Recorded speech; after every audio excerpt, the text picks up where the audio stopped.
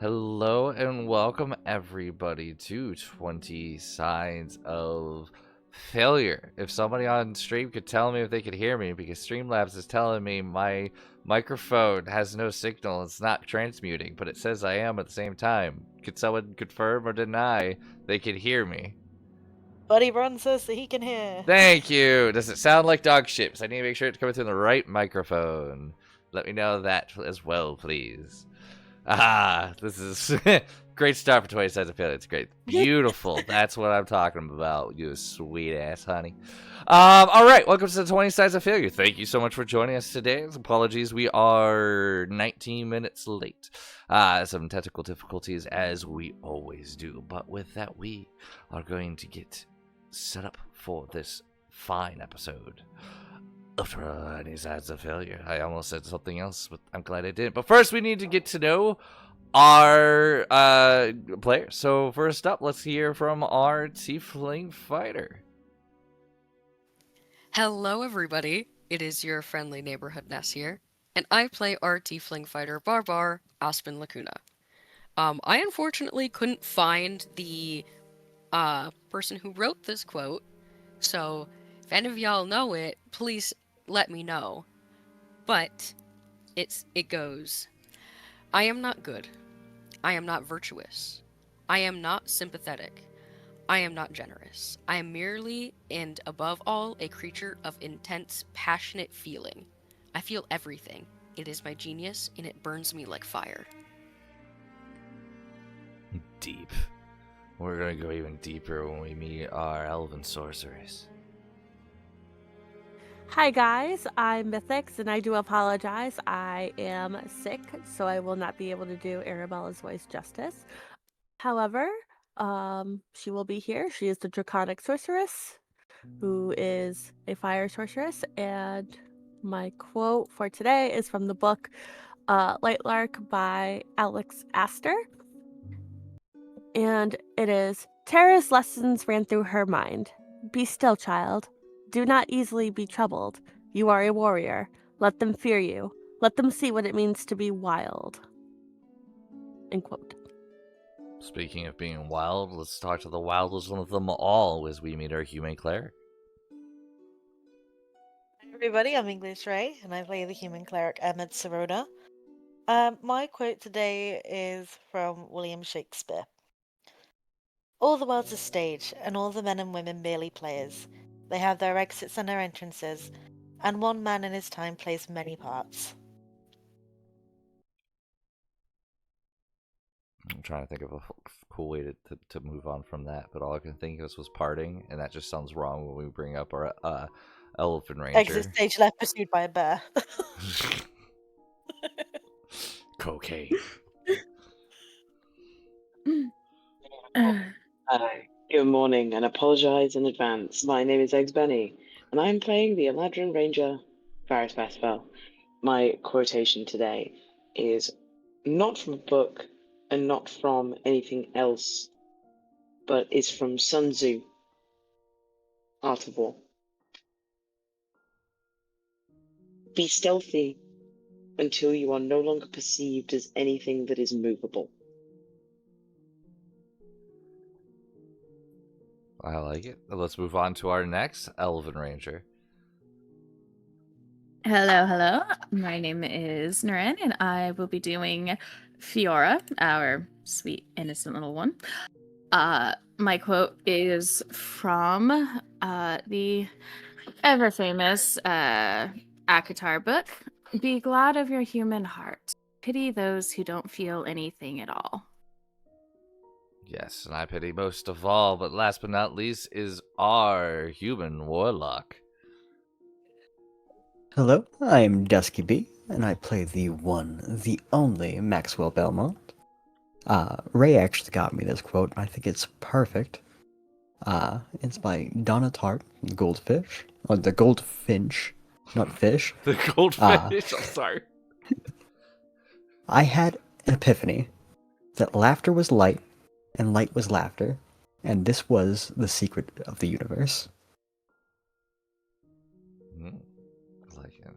But there's no secret, for I am your dungeon master, and I know all. Hello, everyone. I am Sorrow. I'll be your dungeon master for today. And my quote, I don't know who it's from, but it's very short, very simple, but I feel like it means a lot. It is, your beliefs don't make you a better person. Your behavior does. And with that, we will get into today's episode. But unfortunately, the last episode didn't air because Twitch was stupid, or YouTube, I don't know which, and it didn't export the video. So hopefully that will be out sooner than later, but that is the situation that we find ourselves in. So last episode, it was mainly roleplay. The individual they were supposed to be meeting up to learn more from decided to come back, realizing that Aspen still had his gear. Having a slight change of heart, decided to share some information with the party about the guild or organization, or however you wish to say it, that they are after, that's been holding Onwin, risking his own life and possibly even those that he loves about. Upon getting that information, it seems like the next point of action is to head west towards Elen'thalas, the port city of Olnevia, just south of the main capital city, to take a boat on the quiet recompense to make their way into the city. And that is essentially where we left off, was everyone preparing to head out.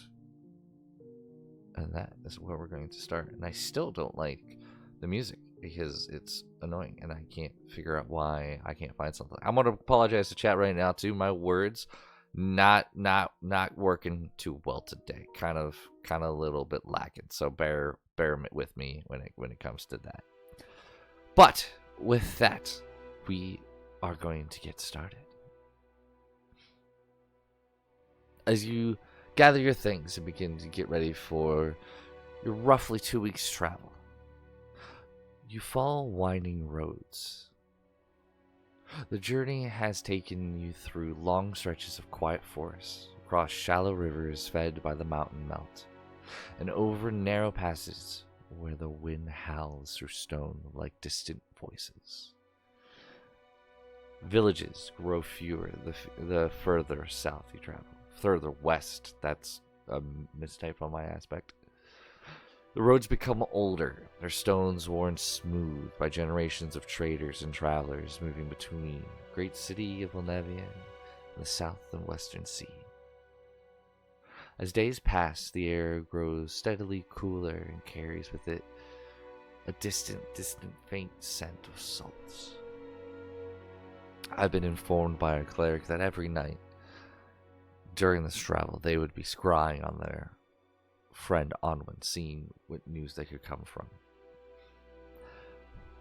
Concerningly, a few of the nights, in fact maybe about 45%, almost half, scrying fails. Fearing for her life each of those nights.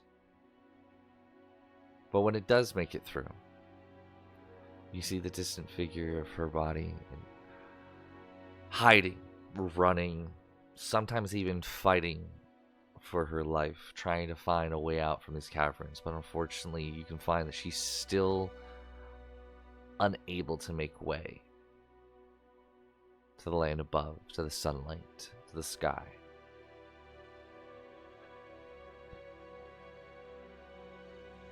As days pass, the scrying continues. The mountain begins to rise above you as you begin your climb, knowing by Varys and Arabella getting closer to the coastal city. Aramid, as well as during your travels,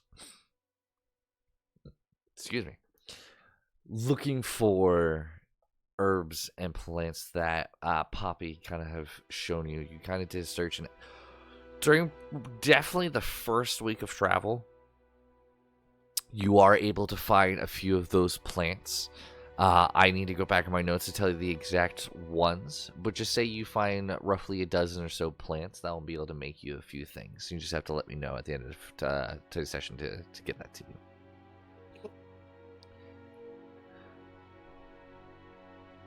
I would say if people wish to do something that we're about midway through Arabella, I'll pop over to you last, but is there anything people wish to do during this travel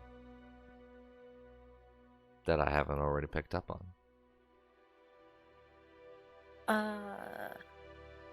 Eggs, I sent you a question, but you didn't reply. Oh, let's see.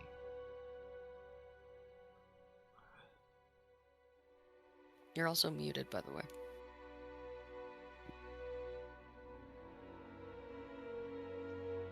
That is on purpose. The answer to your question is no.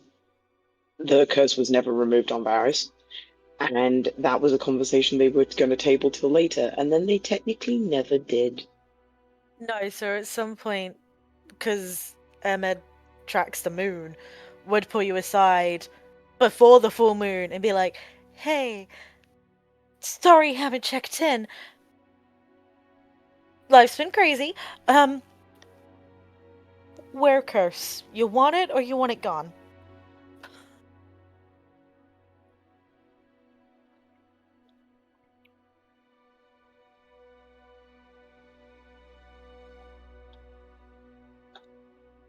She looks at Ahmed, and I think the response would be something along the lines of, when we get to the city, because we will get there before the full moon, Mm-hmm. we'll see if there's anything there that we can use as an adequate restraint. If there's nothing, then we'll remove it. Okay, because we're, from your guesstimations, gonna be there on the 4th, and the full moon is on the 11th. And you can remove the curses in an evening. Can you not? I can remove the curse whenever. I've just been keeping it prepared just in case. I appreciate. But yes, we'll see if there's an adequate way to restrain me should the moment come. And if not, then we will remove it. Okay. Okay. Okay.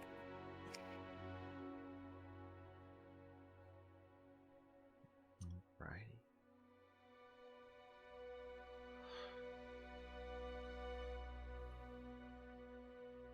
Okay. Then with that, if there's nothing else that people wish to do. I Yeah. just didn't want to Oh, please. interrupt anybody, so I was waiting. Please.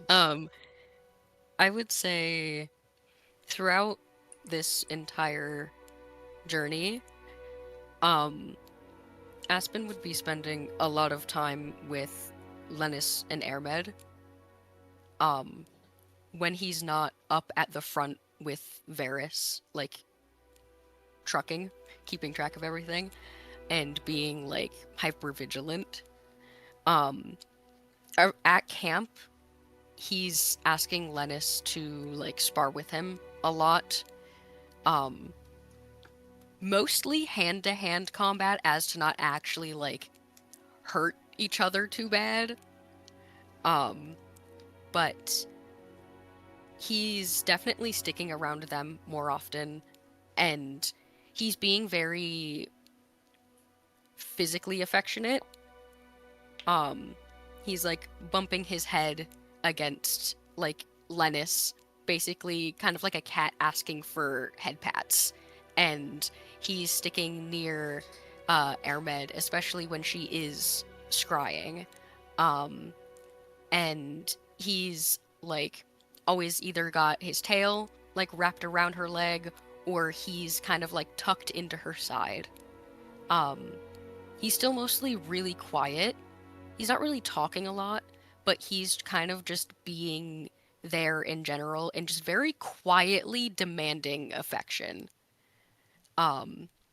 He is really nervous. but he's not letting it show other than in that body language. Um, but yeah, he's kind of just sticking with them for the most part. That's his only rule is no biting. Hmm. That's non-negotiable. Oh my god, yeah. Aspen will just kind of like put a hand over his chest and like under his breath, like, I solemnly swear my teeth will bring you no harm. I'm gonna put Kind of like making a joke out of it, but he's not gonna bite on this. He'll pull out from like his backpack a little piece of like wood with a strap, being like, I will put this in your mouth and tie it if you try to bite me. Aspen just like rolls his eyes and sticks his tongue out. Mhm. Fine then, I'll just bite Airmed. Yes, I would pay to see that.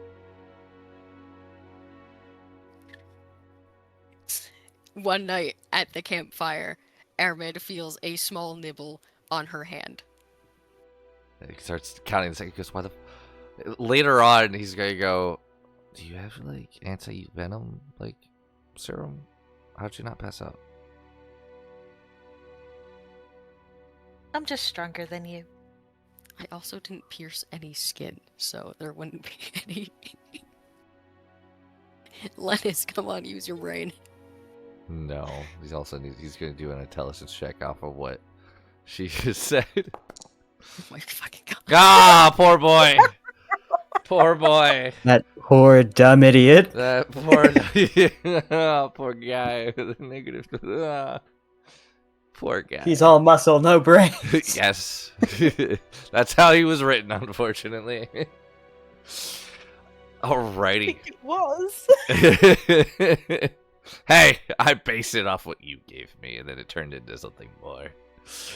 But with that, the mountains begin to rise ahead. Wait, is there anything else? I don't want to override anybody. Double checking. Lovely. The mountain begins to rise ahead of you. I'm reading my notes and they don't make sense to me. Hang on. Oh, here we go. These are the eastern ridges that overlook the western coast. Low compared to the Great Ranges further inland, but steep enough that the road winds tightly through their slopes. It takes another full day to cross them. By the time you reach the final pass, the sound of distant waves is carried on the wind. And I will say, Arabella, if you wish, now's the time. Yes. Go ahead. I'm introducing her, right? Correct? That's what I was told by you. You Okay. wanted to run through. I just want to be sure. I'm sorry. This is where I'm you sorry. die. No. Okay. Oh. Did you Yep. die? Sadly, yes, but I lived. So, Arabella up to now, Arabella had kept to herself, thinking over different things. Nerves have kind of been eating at her. She's getting close to her hometown, never forgetting that she was ran out. Everyone constantly reminding her in some way or another that she's possibly a wanted criminal in that aspect. And she had taken Aspen's and Aramid's words to heart. Create a new image. Be someone new. So at night she would pray. She would pray and pray and pray.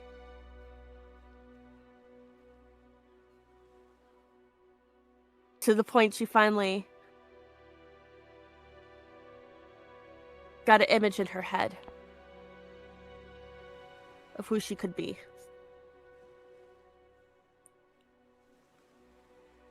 So the redhead, the fiery redhead that once was around everyone now emerges with someone with silvery hair, long, wavy, with a mix of curls here and there.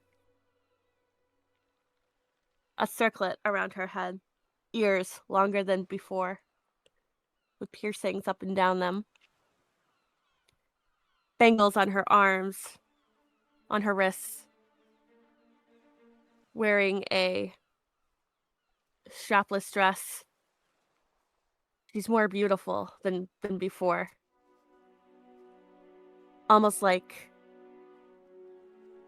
she had become an Egyptian goddess. She steps out in her new form and slowly looks around at everyone. You can throw the photo in the Discord if you wish. In next session, the photo should be updated for the chat.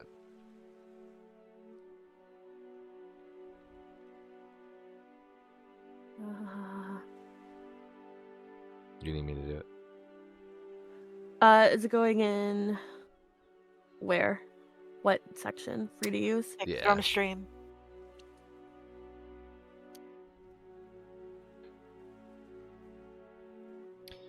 All right. Where is it? It's in the 20 sides Discord. Pics from stream. Yep. You can Oh, scroll I up was there, on the too. wrong one. Oh, sorry. Okay, I got it. Oh, I can't. I do not have permission.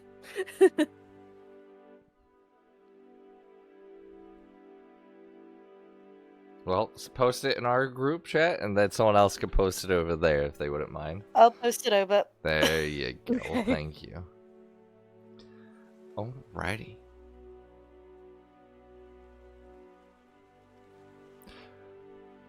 With your now new-looking companion, the road winds down through the last stretch of the eastern mountains, the path cutting between dark stone and wind-bent pines.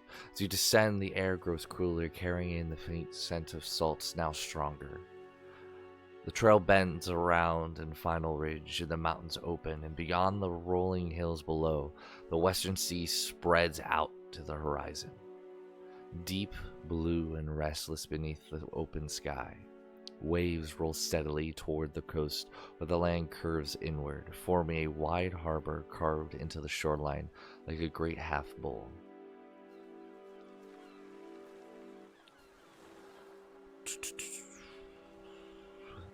Nestled along the curve of the water lies Elen'thalas.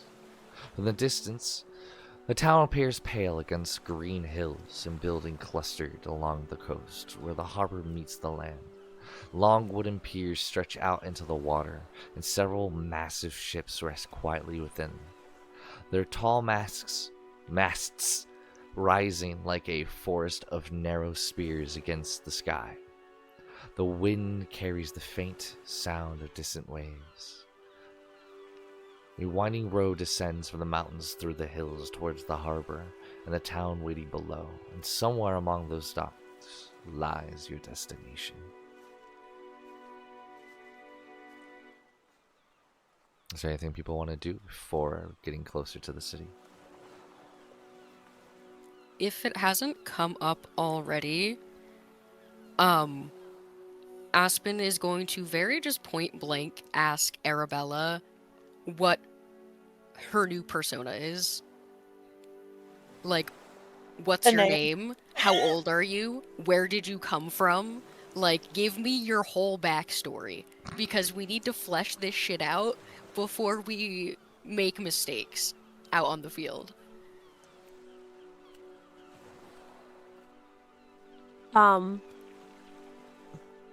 So she would tell Aspen and whoever else gathered around to talk to her that All of she was.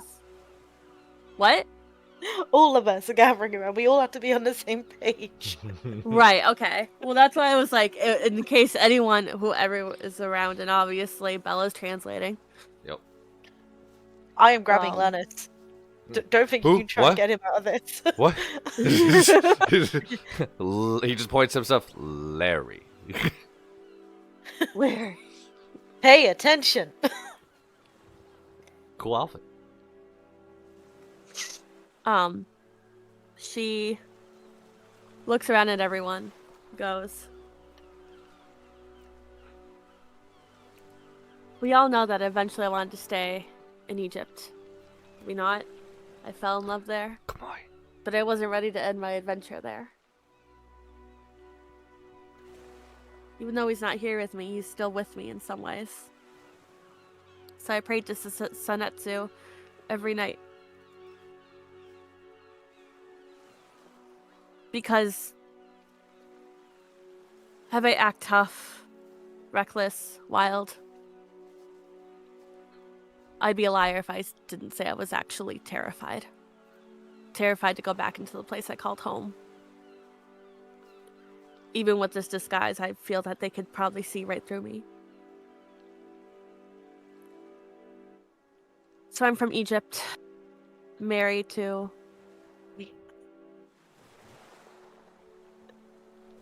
Sanetsu.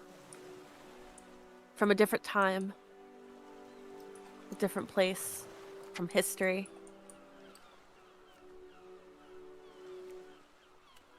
Kamoi. I was like, it's not a thing, buddy. It's fine. Kamoi. I'm from Kamoi. There you go. Sorry. No, you're good. I know what you were going for, but for chat and whatnot. I'm from Kamoi, but not as what it's known today, but from far away. So you're from far away, Kamoy? Letty's just like looking at Airman. So- She's from the past. So what She's you're out of her saying time. is that you're from ancient Kamoy. How did you get here?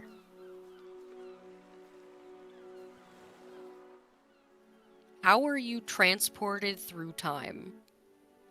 Maxwell's just gonna Did we walk on find up, you and put bring a you hand back around with us? Arabella. I'm just walking right, just pushing past Aspen. It's very simple. She just had one too many bad cactuses. She thinks she's from the past. Arabella, she'll just kind of playfully push Maxwell's arm away.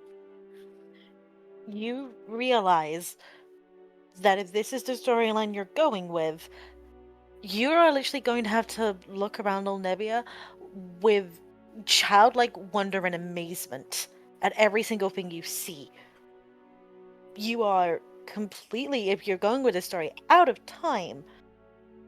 And so everything you're seeing is new and strange and weird. If this is the story you're going with and you want us to go with as well. Magic is different. Magic is mysterious. Not everyone can understand about it.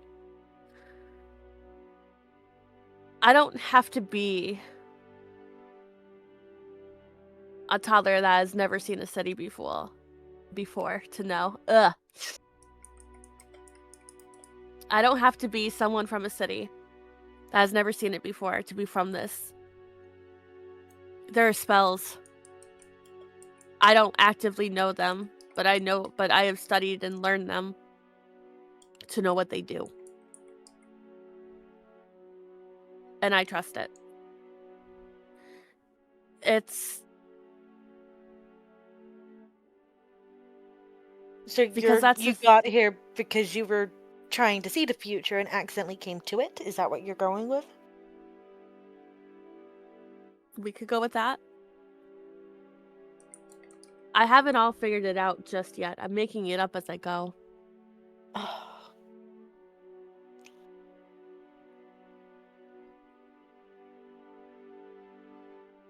Listen, it's not easy for me.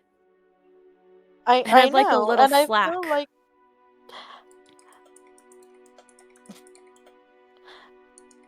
I'm trying to be helpful, but there are just a lot of holes here. I like the There's cactus gonna be juice. holes either way. Cactus juice is good.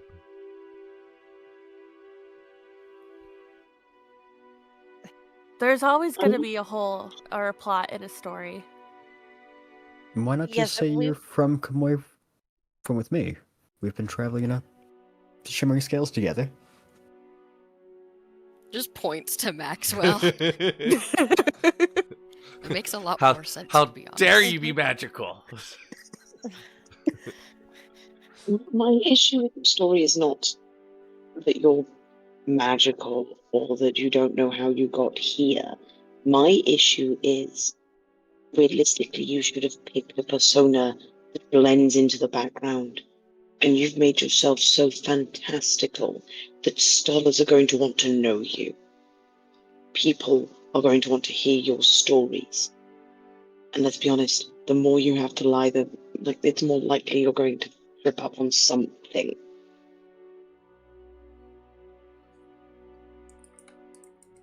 I find it very endearing that you've tried to connect yourself back to Senetsu, but at the same time, you've made yourself a target by being extraordinary. Aspen will kind of just nod with Varys. The whole point of this is for you to blend in, to be a face within the crowd, somebody that doesn't draw attention. And we can still go with the look that you've made, but I think we need to restructure the character that you're going to portray. I think it might be best to associate you with Maxwell. I mean, he's offering. He's from Kamoy, and kind of just looks to Maxwell as he's talking. Will give you pointers and can actively tell you where he's been and what it is like to be part of a nomadic family.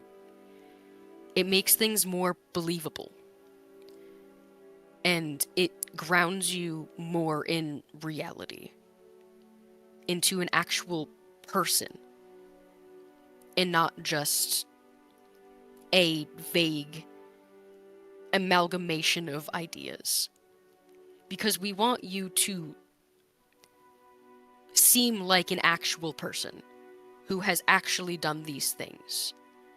Make it as believable as possible. And I agree with Ferris that making this persona very fantastical is not going to get you anywhere. And it's going to draw more unnecessary attention. And you also haven't given us a name.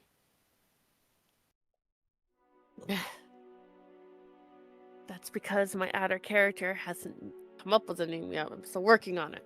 How dare you The call me the out. creator became sick. Give her a break. Find one now. No, I can't. If you wanted to on a Senetsu Senna, Sue, can have any of those names. Something that's tied to him.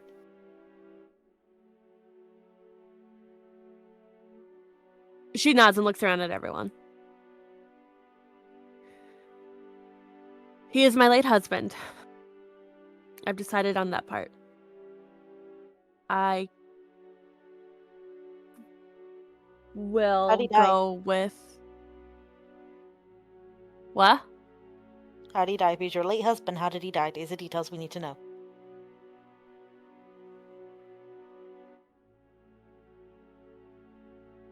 Also, Not we everyone's could going not to ask know. how they died. Well, it's more the thing of, as long as you know, that's all that matters. We as your travelling companions might not necessarily know. You might not have opened up to us, and that's fine.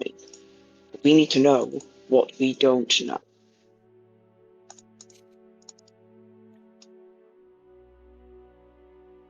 He is my late husband. It was tragic. I'm not ready to speak about it. And that's all you have to know about it.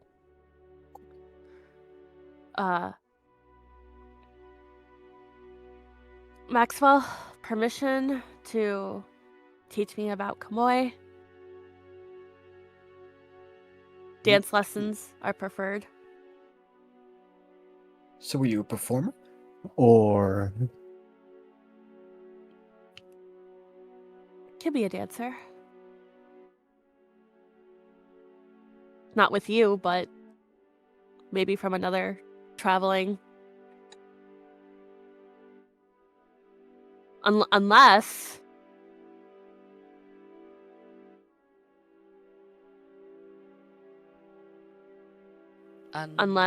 we want to say. And she kind of looks at Varys.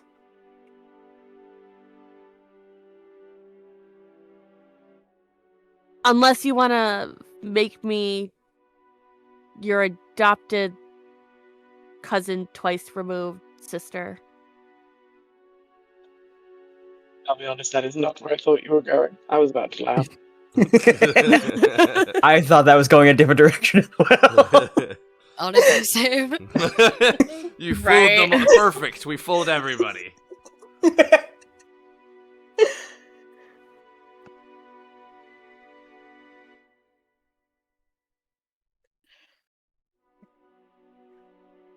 That is up to you. I mean, everyone that I traveled with, we're not all blood related. I was only actually related to my mom.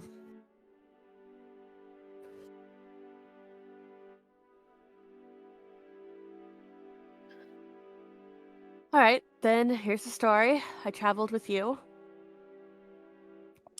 You've taught me everything that I know. I'm like your apprentice. I'll go with the name Cinna. Gestures to Airmed.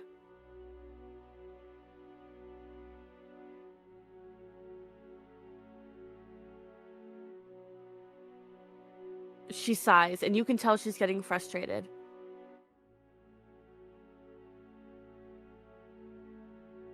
I'm trying. This We know. hasn't been easy. We know. But it's better us, for lack of a better term, grill you than somebody else asking these questions and you not knowing the answers. One good thing I would recommend is treat this like you're writing a book. That you are creating a character from birth to now. Where did they grow up? You know, what town? How was the family like? Put emotions and thoughts and feelings into that so that when you do embody that person, it feels like an extension of yourself.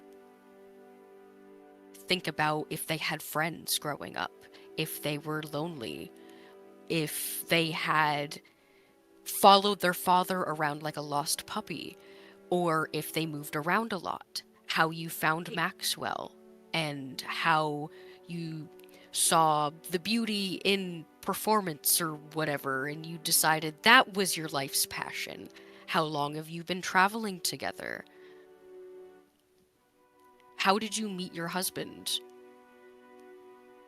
Things like that. Just flesh it out a little bit more. You don't have to tell us everything, but in case somebody does ask, in case it does come up, or somebody is suspicious, that you can give pre-thought out plans and make it feel real.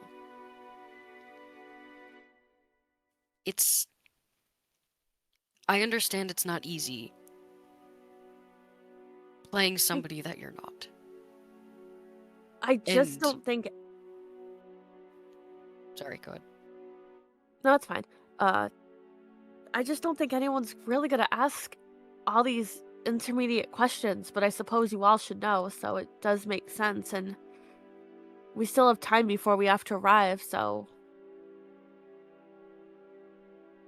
Even if we don't know, it's better for the sake of actually sounding and behaving like the persona that you are trying to become, instead of wearing a mask, if that makes any sense.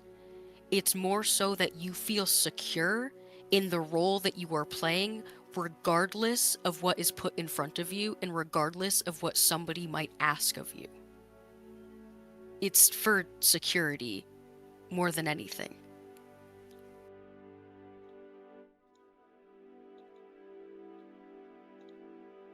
Look, the project was to not be Arabella or Cinder.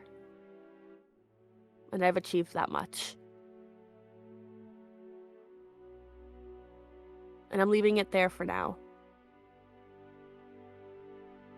Give me some more time. I'll talk with Maxwell.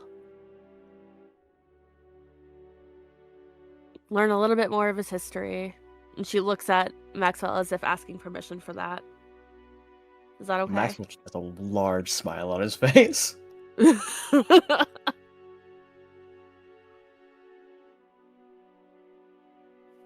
As long as you feel comfortable and secure in your role, that's all that matters.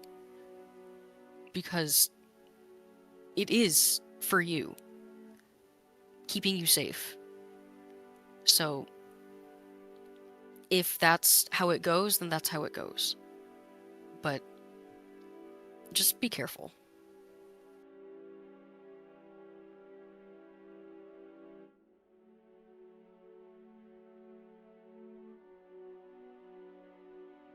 She'll nods. I have faith in this and everything. And I know he has faith in me too. It'll be fine. Don't stress over it too much.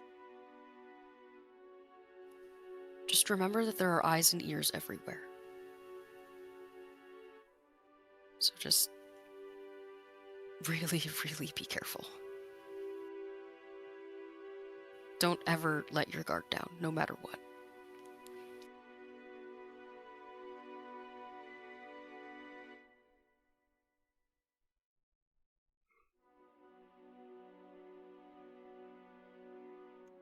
Actually, I've just thought of something that might be very helpful. We should make it really clear what Cinna knows about us. What have we shared? What are we comfortable talking about?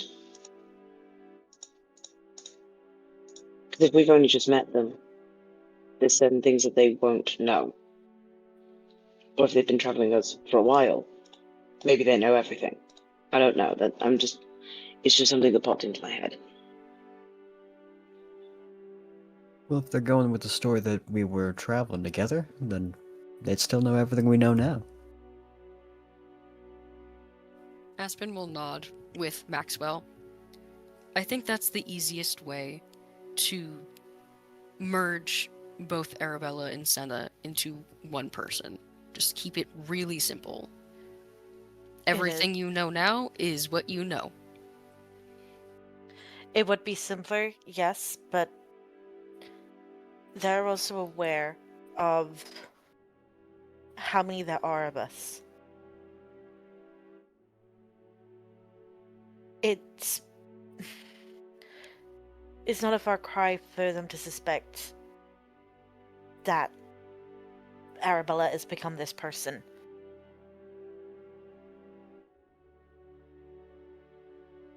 If Arabella decides, you know what, I'm done, washes her hands, and we carry on and she stays behind, then how did this new person meet us?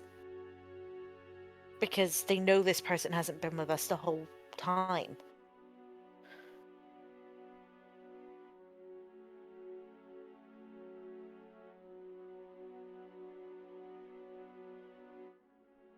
Again, I'm not worried about every single person we're gonna see, meet, or hear. I know who I know that might travel around and stuff like that. It's the mannerisms. That's what I have to change. which means controlling my temper, being more kind, genuine, more heartful. I can't do anything about my fire magic. I can't change that.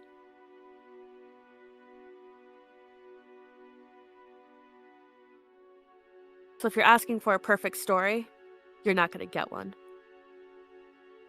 And she's done. She starts moving away. She doesn't want any more.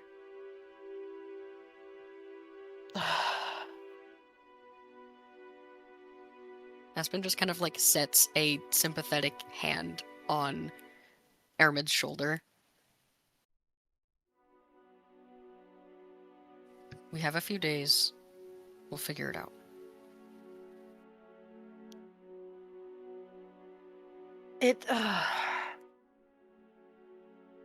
There is a gravity to this situation. There are things that we have to consider. It's not as easy as just changing an appearance.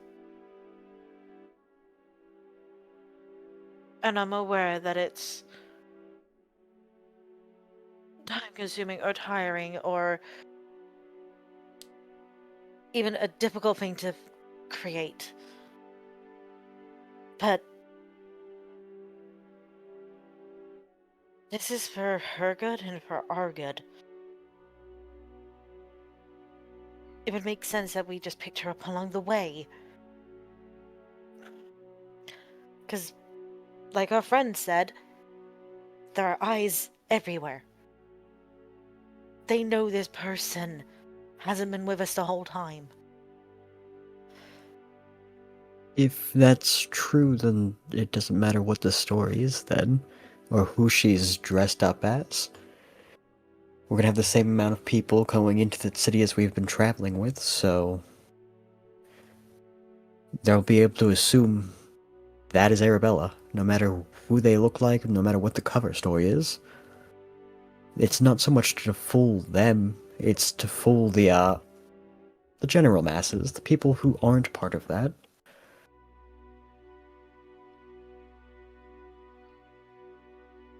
Plus, what Jim Bob really meant was that there are eyes and ears in the city everywhere. We were just on the outskirts. There's not going to be people in the trees listening to us every 5 feet. It's when we get into the city that is going to be the hardest part. That's what he was talking about. I don't believe, unless we ran into people on our other adventures or whatever, nobody's gonna be like, ah, yeah, it's those guys. Where's the fucking redhead? We just gotta play it cool. And if it does come up, we say that she died. I don't know. Like, we'll make it up.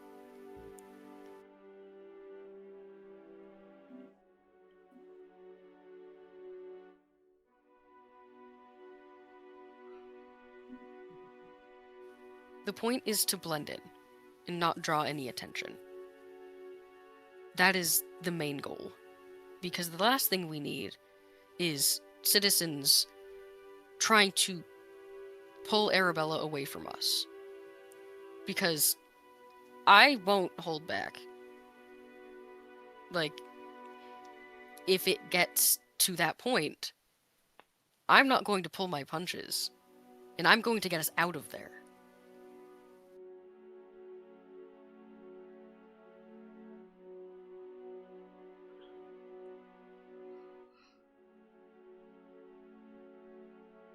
My worry is that we're not gonna really be able to help her with this.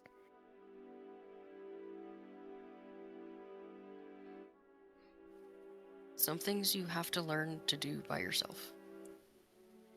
So, as much as we can offer critique and advice, this is something that she has to learn to do on her own. And we can be there to support her and we can be there to help. But that's it, really.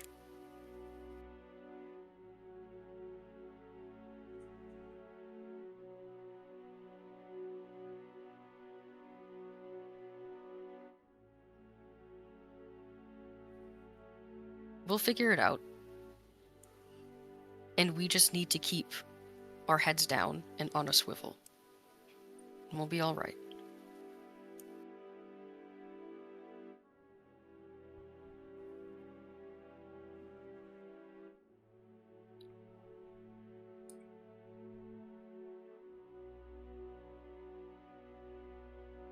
I mean, we did just stumble upon Fiora literally in the woods randomly. And she doesn't really understand half or if all any of what we're saying. So, that actually happened. And that sounds made up.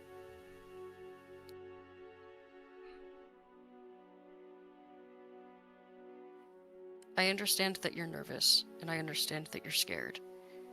And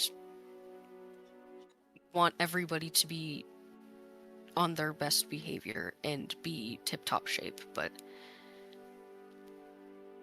not everybody is going to be able to do that 24/7, but that's why we're here. We cover each other. We watch out for each other. So we are going to be here for each other, whether we like it or not. And if shit hits the fan, I mean, we'll figure it out. We always do.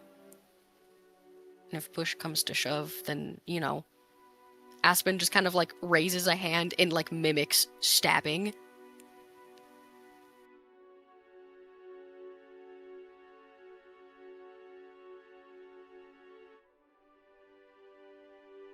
Don't overthink yourself into a pit.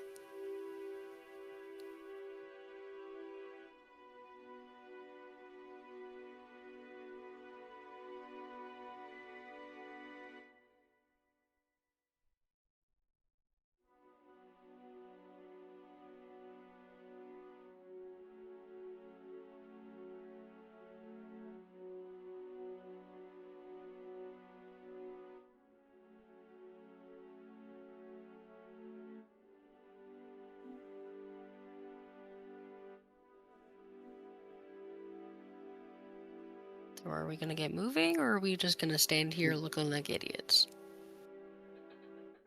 I think at that comment of, are we going to get moving? Varys starts mumbling something under her breath. She just does the gesture of like raking fingers through your hair, like pushing it away from your face. Hmm. And says something in a language that I don't think anyone other than Fiora can understand, because she's speaking Sylvan. Yeah, no clue. But yeah, she says something that's just like full on frustration and just gets to walk. All right. Fiora gives her a quick response, and then with like Varys starting to walk, she kind of turns and taps Maxwell on the arm. Yes. In very hesitant comment, Maxwell, what's a cactus? It is a plant. It's sometimes a little chunky, but it's normally very prickly. And you don't really want to touch it, but it has a good source of water sometimes. Sometimes not.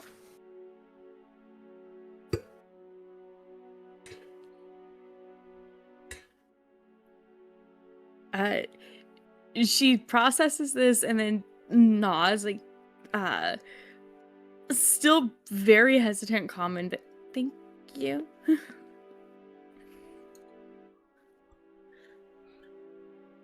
As well as the comments coming fantastic. Thank you.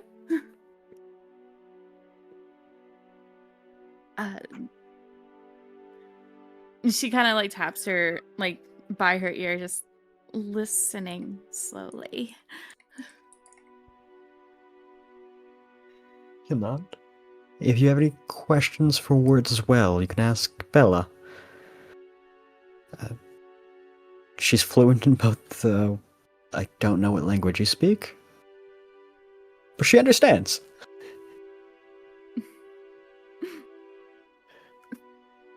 Thank you.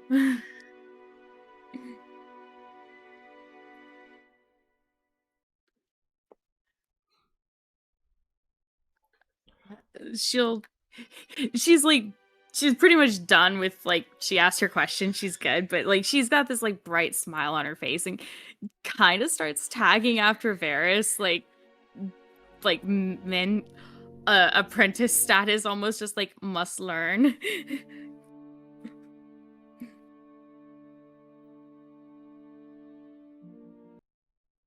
Okay. Aspen will give one last, like, pat on Ermid's shoulder and kind of, like, send her a very sympathetic smile and start walking off after both of them.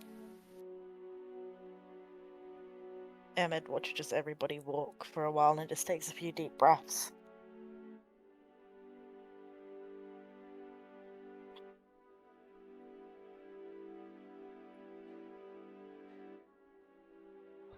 Right.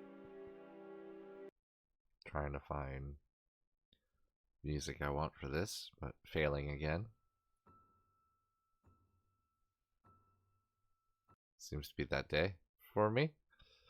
Let's just throw. We're just gonna do. Maybe. Nothing's working on my end. There we go. Have you been logged out again? I restarted while you guys were all chatting because I felt like I'm just gonna preemptively do that. That's so valid. I try to be prepared. All right. The road from the hills slowly widens as it reaches the edge of Elen'thalas. The grass giving way to broad stone slabs set into the earth. Pale sand fills the gaps between them, crunching softly beneath your boots as you enter the city. And I lose what I was like before. There it is.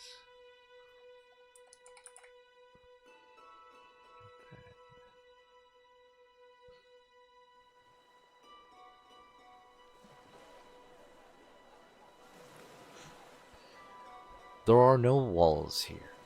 The road simply becomes a street, winding naturally between buildings that seem shaped from the land itself. The structures are pale and smooth, built from the hardened white sand of the coast. Many curve gently at the corners, their surfaces worn smooth by wind and years of sea air. The scent of ocean hangs heavy now. Salt, tar, and fish, and the sharp smell of rope soaked in brine. Ahead, the land slopes gently downward toward the harbor. The sound of the sea mixes with the rhythm of the port city around you. Dock workers shout to one another in the distance. Carts rumble across the stone streets, and gulls circle overhead, crying loudly as they drift on the wind. As the streets open toward the water, the harbor finally reveals itself. The shoreline curves inward in a great half-bowl curve carved into the land, the water deep and calm within its shelter. Massive ships rest there, their hulls towering above the docks while tall masts sway slowly against the sky. Long piers of weathered white wood stretch far from into long piers of weathered white wood stretch far into the harbor, reinforced with old elven stone darkened by years of salt and tide. Elegant cargo cranes arch over the docks, their curved arms slowly lifting crates from ship decks as workers move in steady rhythm below. White sand beaches stretch along the outer edge of the bay where the deeper harbor gives way to the open sea.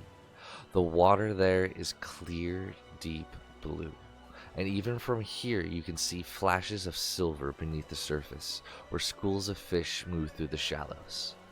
To the north, where the land rises slightly above the harbor, the buildings grow taller. Several large, pale structures stand 3 and 4 stories high, their windows looking out over the water while watchtowers rise above them, keeping quiet watch over the harbor traffic below.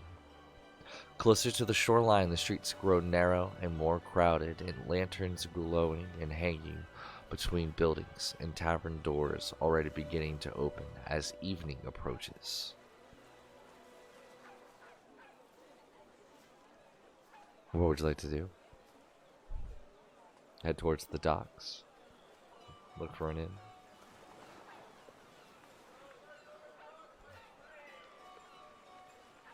Stand in silence looking like an idiot? That works too? Um, I was Okay, thinking just either- probably. Oh, go ahead. nope, continue. I think probably getting the lay of the land first is probably the best idea. Kind of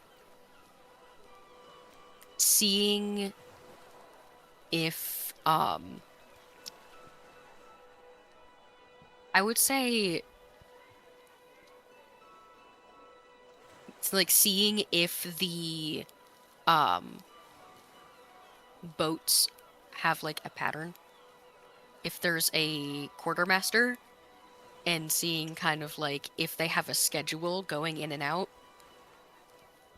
But that's just my opinion.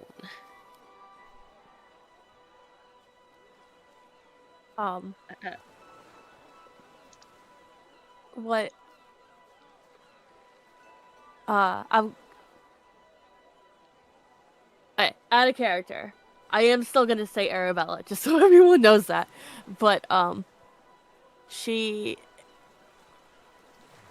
Arabella would have looked nervous and kind of like low-key picking at her nails when they walked over. But once they finally got to like the scene that's before them, it's almost like the heaviness kind of came off from her, or disappeared. She's looking at like, one, I'm home. Two, this is like vacation. And never really having been out here before. So she's gonna smile and kind of look around.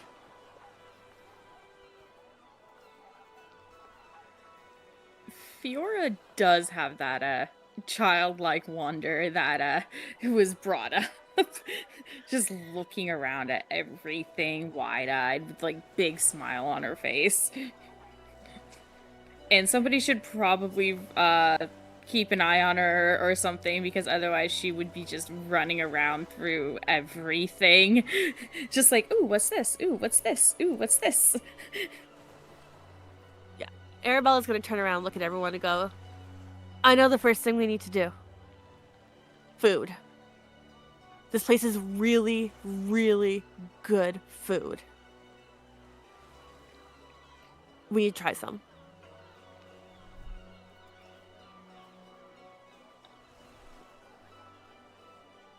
And she's going to take Fiora's hand. May I?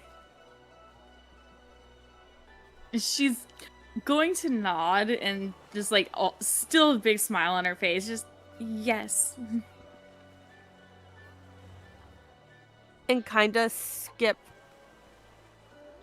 around and like looking at different things and like pointing. Okay. I'll say you would probably head west towards the dock, because that's where the most things are happening, where you can see the great ships. You can even hear some bustling for taverns. As you move out along the docks, the harbor begins to open up around you. The air grows cooler over the water, and the steady rhythm of waves against wood, the hulls fill the spaces between voices and footsteps. Ships line the pier on both sides as they stretch out into the ocean.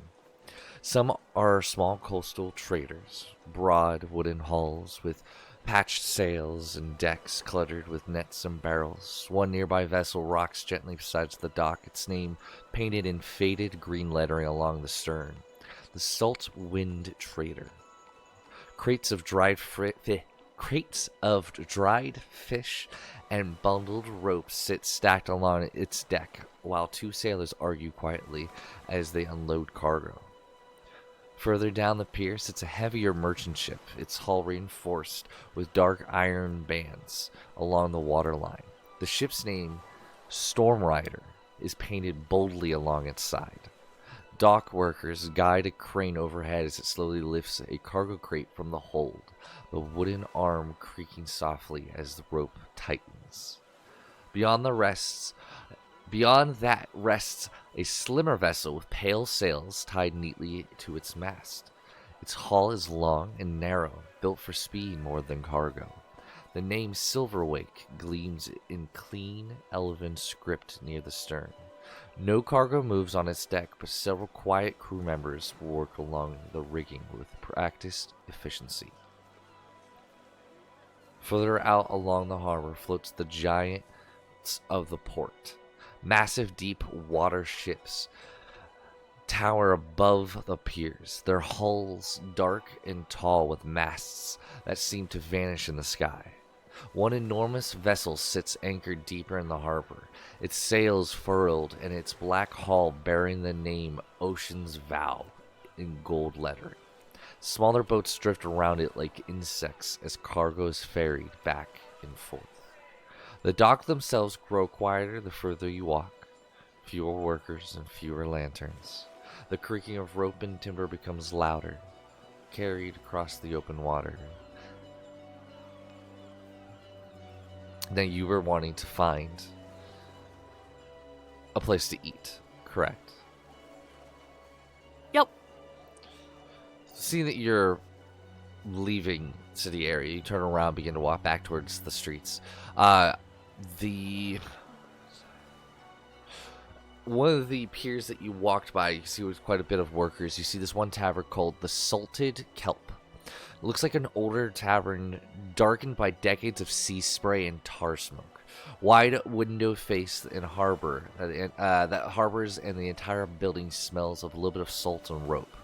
Inside, thick wooden beams support the ceiling, and old fishing nets hang above the bar. The tables are scattered from years of hard drinking and harder arguments.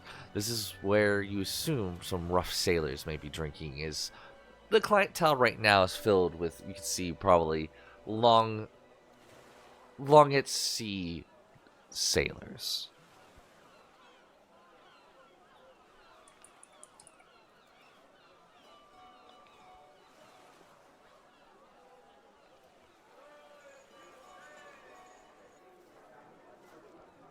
What do you do? Or do you look for another tavern?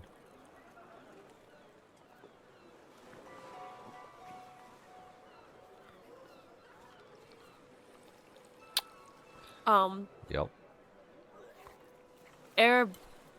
Arabella's gonna like kind of wait, see if the rest of the group is following him.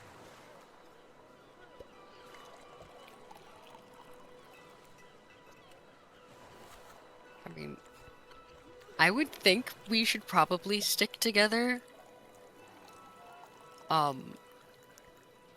So, as they're kind of like being very touristy about everything, I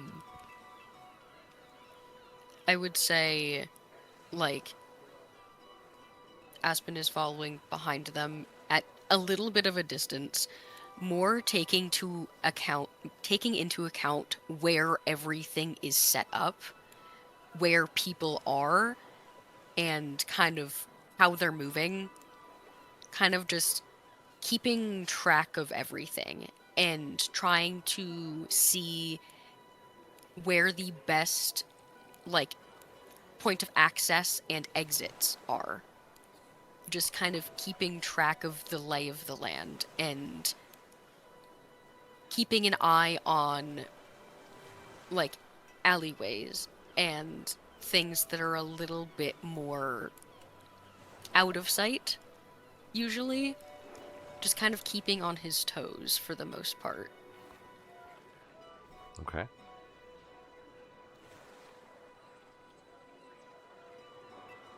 Looks like everyone's following Arabella. Do you wish to stop here or look for a different tavern? As you all are kind of gathered at the entrance.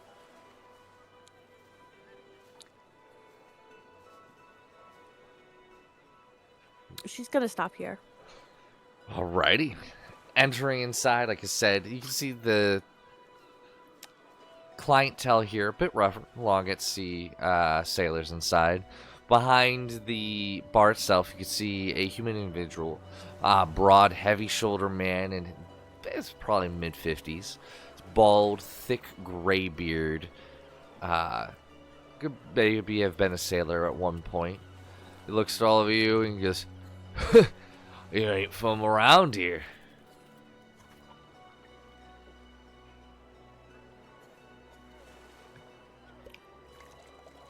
I'm letting Arabella and Fiora lead this one, at least, because they're in there first. Mm-hmm. But Aspen just kind of looks back to everybody, shrugs his shoulders. We're on vacation. We've never been to... Elen'thalas? We've never been to this sort of town. This sort We're of... all fans of the sea. Aye. Well, your coin's good. Then you can sit in my tavern at any point. Find a seat.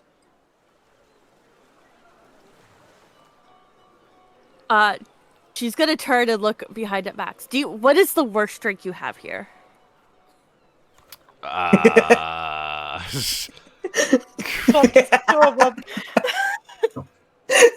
thoughts exactly, Armed.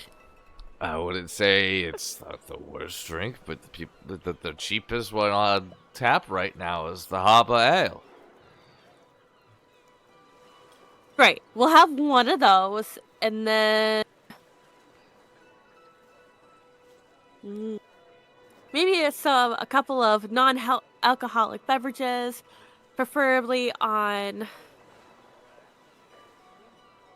the sweeter side. Gesturing to Airmed and Aspen. She looks at Fiora. You know what? Make that 3, just in case. And then looks over at Lennis, Varys. I'm not forgetting anyone, right? Lennis? Out of character, I'm sobbing. I'm not forgetting anyone, right? Out of character. Just because Arabella specifically said, like, non-alcoholic, they looked at Aspen and Ahmed. Ahmed just whispers to Aspen, "Oh, so I guess we're babysitting." Yeah, Aspen kind of just does a little, like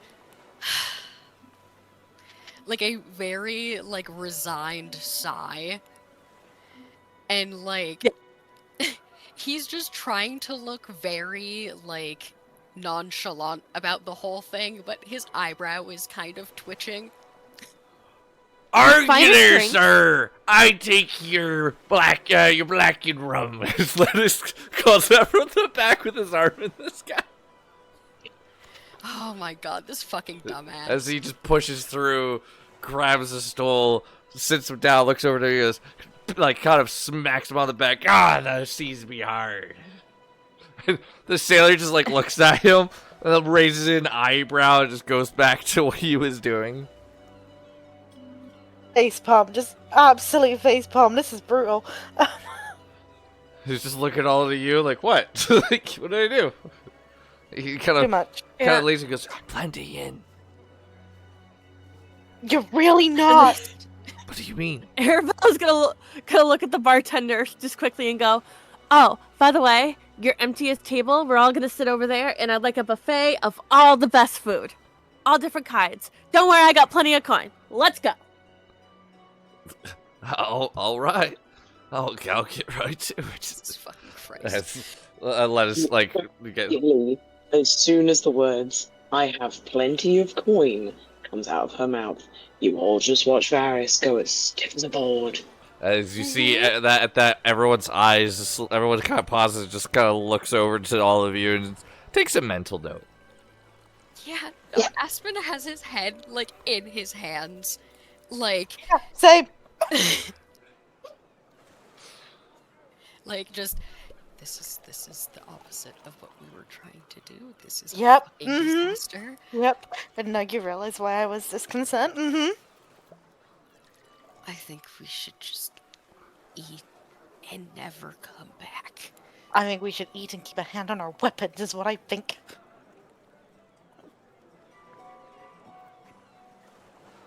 I think we need to have a very You got fucking splashes on our cash, and then you got stupid Mr.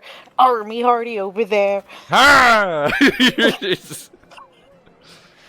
That's me, lass. Are we the only people with brain cells? No, Varys is here. Looks over to Max. Alright, you gonna sit with me? I think Shut I up, will. Stand up and move over to the table. Jesus fucking Christ, this is ridiculous. Hey, honey badgers, come with us. He points over to you, Aspen. Aspen raises a singular eyebrow. You have permission to do whatever the fuck you want with that. I'm so fucking done. Yeah, Varys is going to pat Aspen on the shoulder and just say good luck as she leaves the tavern. He just gives her Following. this look of like utter betrayal. Like as she walks away, his face immediately drops. And then apparently Airmaid's shortly behind them. I literally go to it and I see the look on Aspen's face. I'm like, fuck! And I just have to stay. I'm not leaving my brother alone with this fucking clusterfuck.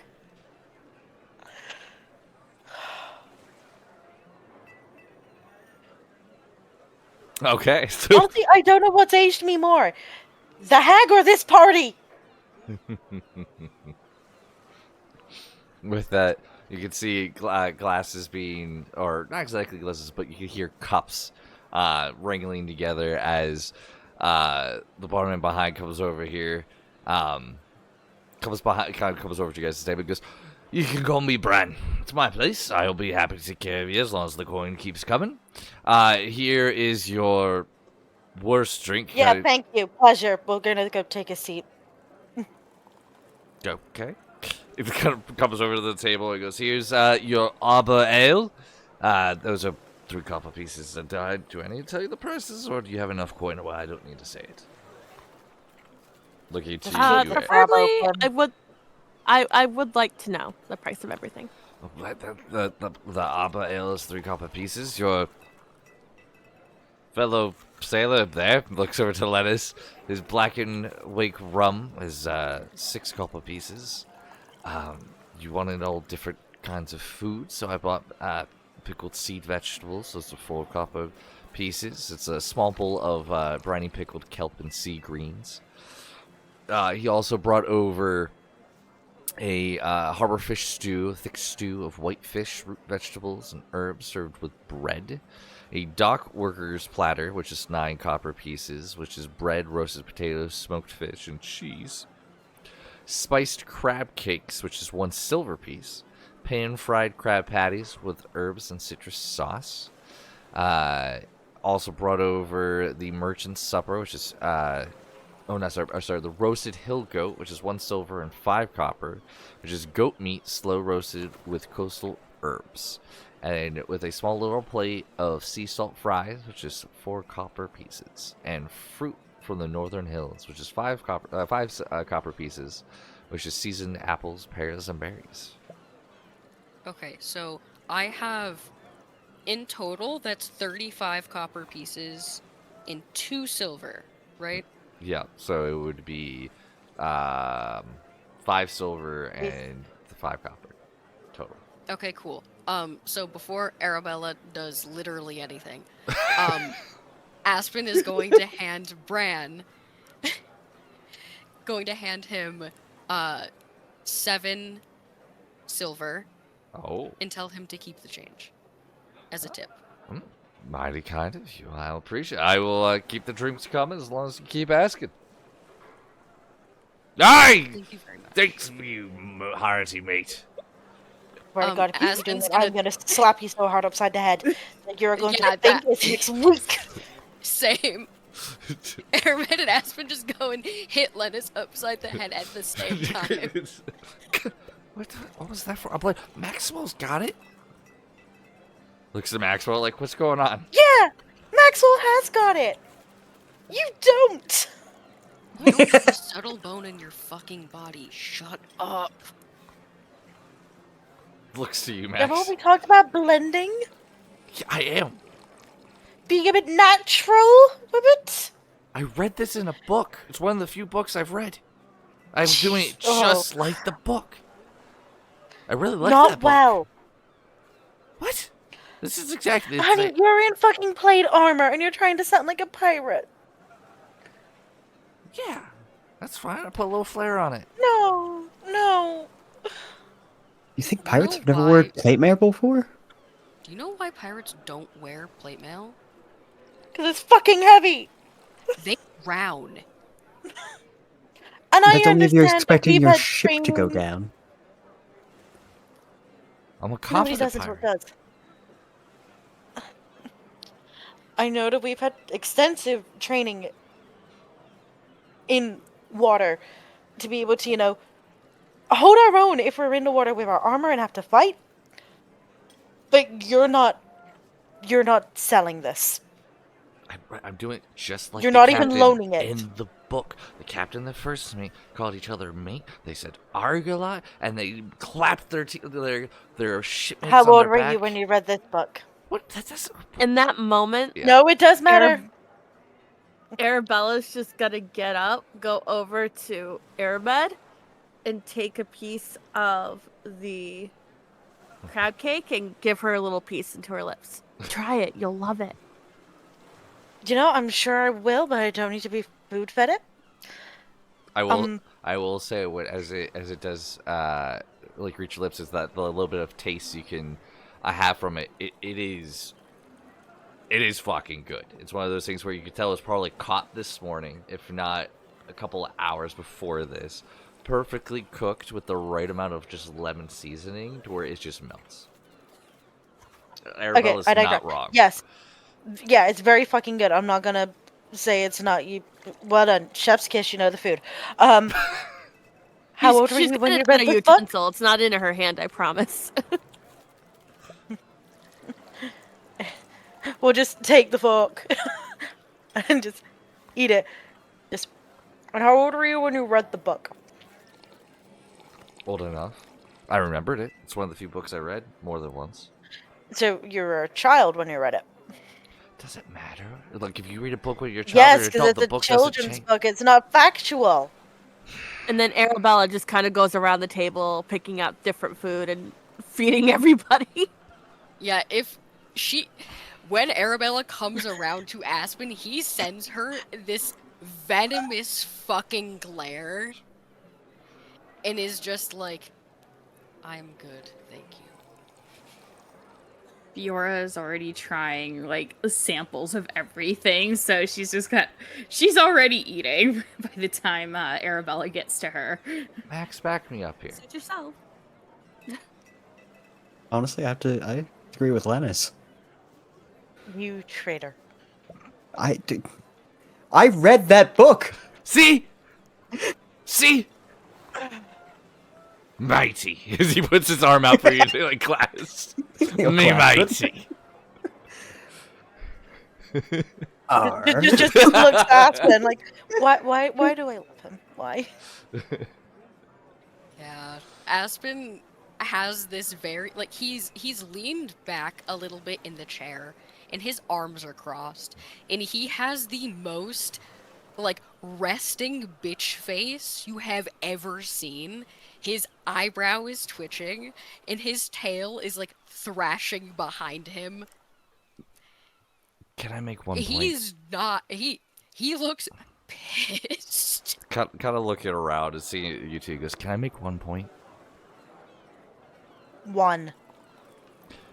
I want you to look at all the other sailors right now. As you take a look, everyone there is talking to somebody. Their smiles, people are leaned back. They are everyone here is enjoying some sort of part of life, whether it be to be back on land, to be back to seeing family, to seeing their mistress, to seeing just to having real food that's not just completely covered in salt. Everybody in this, well, they are gruff, they are tough, they are mean and broad. Everyone's enjoying themselves. And he goes, now I want you to look at you two. You're angry, you're unhappy, and you're not enjoying yourself. Well, yes, we may be loud and boisterous. We're fitting in more than you by enjoying ourselves, looking like we've just gotten back from some hard life, for where you two are hating life. Why would you be here? I'm just I'm not saying. hating life. I'm hating you guys. There's a difference. I still say we're fitting in better. Arabella's gonna go over to Varys, and she's got. Varys left. Varys is pickles. gone. Oh, Yeah. Varys is gone. Oh, I thought she was still there. Never mind. Just No. kidding. Turned No, she around left. and No. walked the fuck out. Yes. I'm gonna go get her. Oh my god. Oh, hey, Varys, you need where are you? And then we'll go from there. Searching for an exotic pet store. Searching for an exotic pet store. Okay, I need Arabella, roll me your survival check.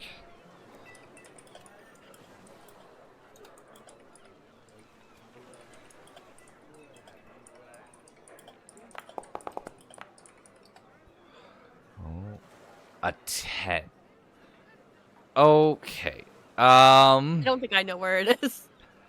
Yeah, I'm gonna say with a 10, and that being that specific, and you're looking for that Ferris, I'm gonna say, Arabelle, you walk out the tavern door, you go like 20 feet to the left, you go 20 feet to the right, and you don't see her.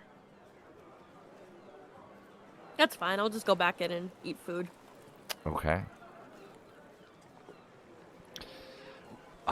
Alrighty. Yeah. What? There are ways of blending in correctly. You just don't sound right. Looks to you, Max. No, don't look at him. You're talking to me. I don't want to right now. I'd rather talk to him. He read the same book. He understands. I still have that You book. know, Lennis, while your Arabella's heart gonna put- is in the right place. Please understand that we are coming here from inland. We don't have a ship. We have not docked here. Why are you pretending to be a pirate? You also have to think about we're gonna need to get a boat to get across. And do you want to be stuck on a small boat with buzzkills? Or people who can take a joke? Have fun. Raises his glass to you. Yeah, Aspen's Arabella's gonna eyebrows look have at them. fun. Everyone gets in on that. The whole table just erupts. Arabella's just gonna look at them and go, and you two are worried about me. And then we'll just kind of say, brother dear, takes some food and shoves it in Maxwell's face. You know, I would love to have fun and not to be stressing and worrying all the time. Then have fun. But I- Right now's the time to have fun. We aren't talking to the people we need to get on the boat with. We're having a drink. We're enjoying some really good food. Now's the I'm not getting drunk. I'm having a drink. Maybe two. But I get to play a character. I get to be... She gets to play a character. I want to play a character. I want to have fun with this. We can have fun while being serious. I said arg. I'm It's just a arg. retarded pirate, okay? Can I be a We can't retarded say that pirate? word anymore. We really can't say that word anymore. I believe it was called problematic. Just say, let me play a character.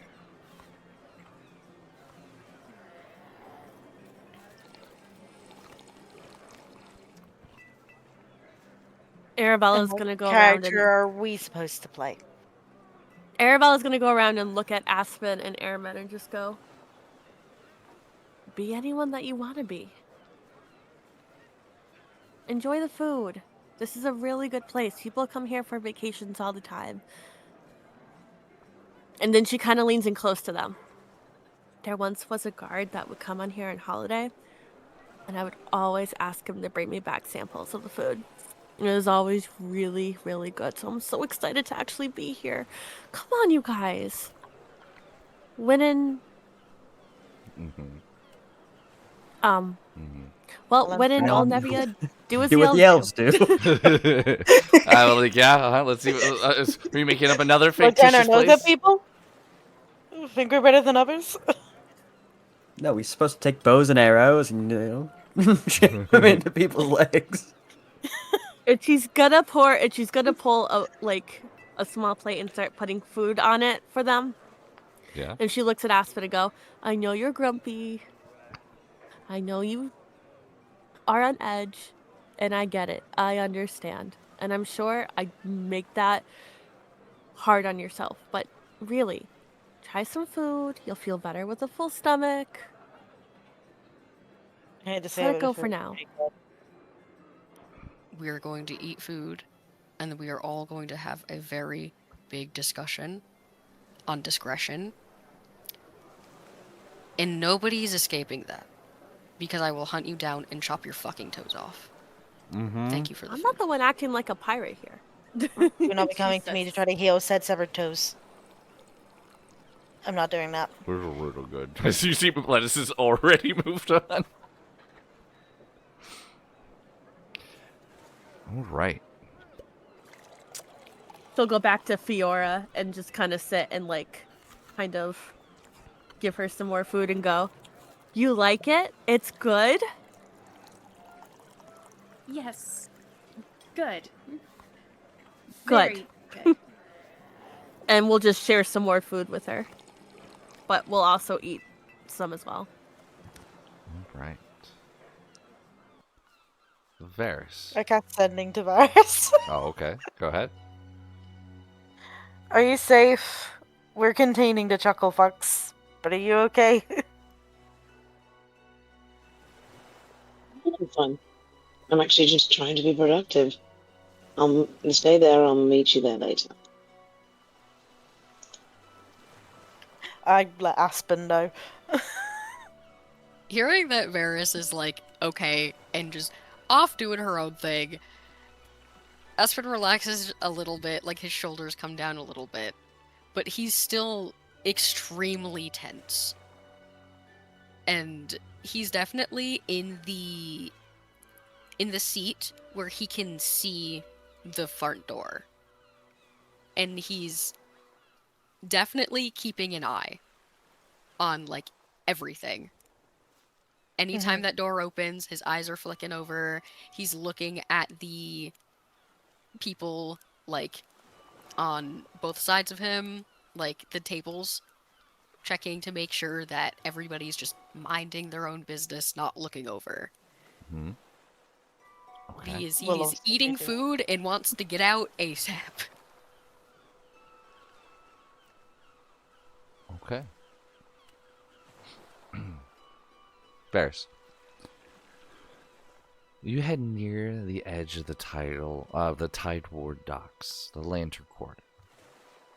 A narrow but tall building made from pale sandstone, like many of the other structures in Elen'thalas. Large wooden shutters remain open during the day, allowing the sounds of chirping and chittering and fluttering wings to spill out into the street. Hanging cages and small wooden enclosures line the outside wall. As you walk inside, the shop smells faintly of salt water, hay, and sweet fruit. Shelves and cages are stacked carefully along the walls, while several larger pens occupy the center of the room. Lantern light glows through glass tanks filled with seawater where strange small creatures drift slowly.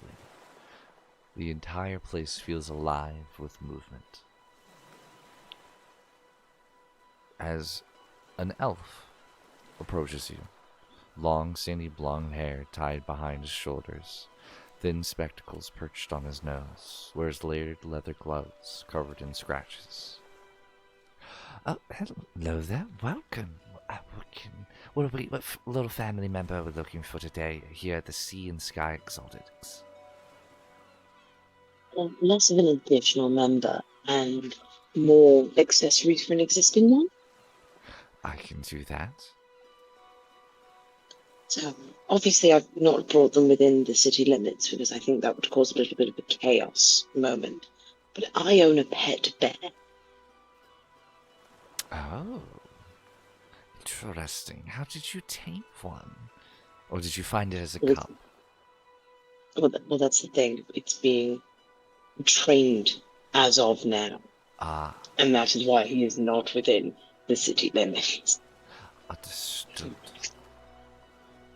But I was wondering if you either owned or would be able to point me in the direction of someone who could make a muzzle strong enough to keep a bear at bay. I can do that for you. What breed is this bear? It's a large brown. It's large, like a brown? Yes, large brown. Large brown, sorry. Yes, just one, and you need to be structurally sound. You want it reinforced? Reinforced would probably be better, especially if it's essentially because I travel with a troop. I want to make sure my troop are safe from the bear while it's being trained. So you want a The muzzle. reinforced the better. So muzzle, reinforce. Do you want to lead with it as well? No, I think muzzle as itself should just be fine. And just because I'm thorough, do you want this muzzle to have a bit, or do you want them to have nothing in their mouth?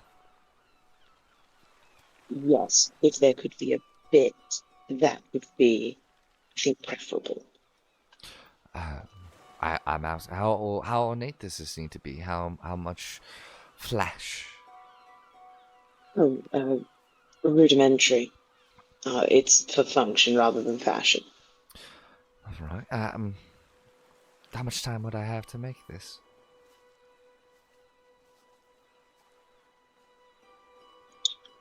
In all honesty, I can't give you a date, only because we're looking to charter a boat. So it will fully depend on when the boat is being chartered for. That's difficult. If I can put I'm more this, than willing to come back once I have details. that'd be preferable, just so I can give you an honest quote. I could put your order on the top of the list. It would require a bit of extra coin to put it there, but I am capable of doing so. Would you be able to give me an estimate just based on what we've talked about, and then I can come back with the money and information about a ship? If it wasn't a rushed order and I had time to build it, the materials and time, I would say 7.5 gold. Sorry, quickly just checking my character sheet. I might be able to give him that now. I mean, you're just asking for leather straps and iron. Yeah, no, I'm one of the poor ones. So with that, I say, what I'll do now that I know that you're here, I will come back as soon as I have information about a ship, and with that, I will also bring payment. Understood. I look forward to seeing you back. Do you wish to look at any of the little critters to possibly add a friend to your bear? As much as I appreciate it, at the stage that the bear is in right now, it will potentially eat the critter, and I think that would be a shame and a waste. I would agree with you. But thank you so much for the offer. Do you have a closing time so that I know when I need to be back for? I do. It's roughly around 9. I will make sure to be back before then. Thank you so much. Thank you. I look forward to seeing you back. As you And you. As you turn and begin to make your way out, you do happen to kind of glance around, take a look at a few things. You do see like some crab equivalent creatures, like brightly colored little shells. You can see some of them kind of change. You see a jar full of what appears to be something like fireflies, and then you see this small fox-like desert creature that has a little tag named Sand Burrower. Just cute little animals, little creatures that you can kind of see around. Some will catch your eyes as you're heading out. Oh, so cute. But But no, we'll have to leave them there for now.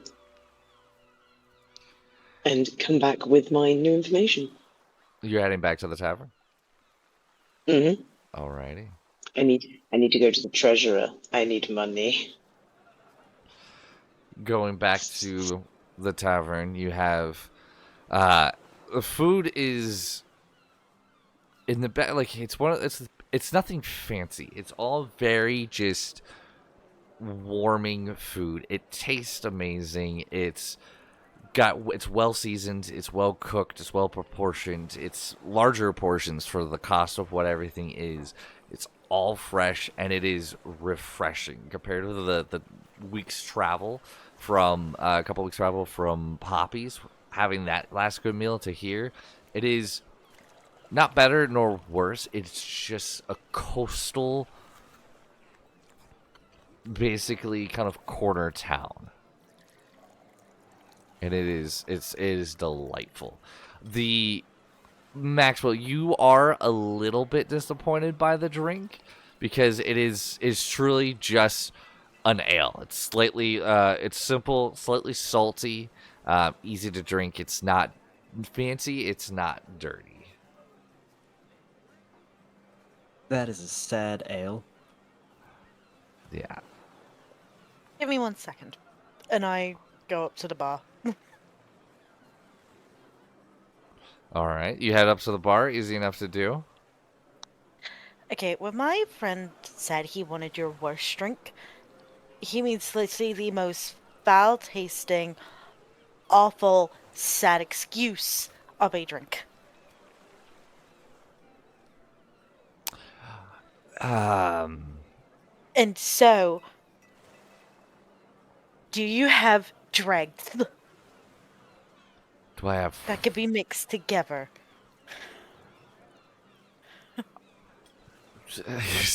Are you asking me to make the worst drink ever? Yes. How bad do you want this? To the point where he's gonna throw up. Oh my god. And I'm not talking normal vomit. I mean vomiting the fucking rainbow. You're sure?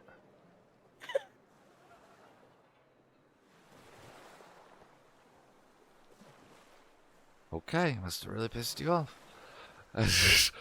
Give me a couple of minutes. Wonderful. A couple of minutes later. Slip him a silver for his troubles. Trust me, I don't know. I feel like I should be paying you to be making him drink it. This is look at this. He just leaves it on the counter and just goes back. I take it back then. I am not flush with cash, and if he's refusing my money, then that's fine. He's a couple of minutes later. You're gonna find a drink set on the counter. It is not transparent cup. It is a steel cup essentially. Looking inside it, the liquid is dark. There's maybe some floaters in it. It's got a film Wonderful. on the top. Does anybody smell it? No, I take this cup and I just go, here you go, Maxwell. The worst Question. drink possible. Answer. When it comes to the table, does it smell from there, or do you have to put your nose in it to smell it? Like, does it have a distinct aroma? You have to get close to it, but as soon as you smell it, you know exactly what it smells like.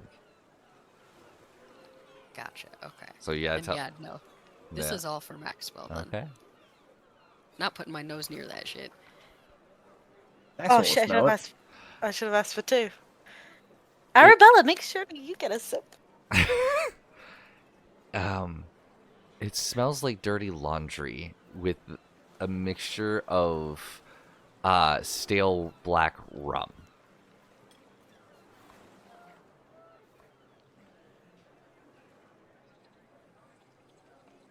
Yeah, he'll take a swig. Constitution saving throw. Yeah, I figured as much.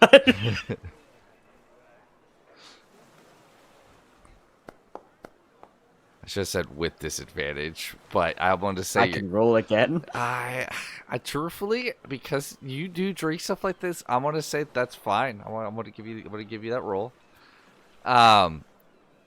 It tastes so the immediate taste you get is it's a. I'm disappointed in myself having to explain this. The immediate taste you get is of rum. It's like a black, like a very dark black stale rum. But then the next taste you get is, like the old food that collects at the bottom of a sink and like the water pulls up. Yep. That is what comes to mind as you feel different, like small little debris in the liquid. And then you get an incredibly salty taste, like it's straight ocean water. Just thinking about that is making my stomach turn. Oh, yeah. I mean, the way Airman described it, I was like, okay. Perfect. I don't think this was just an alcoholic beverage. I told him to make you the worst drink. Not the worst alcoholic beverage, just the worst drink. Thank you. I'm gonna remember this one.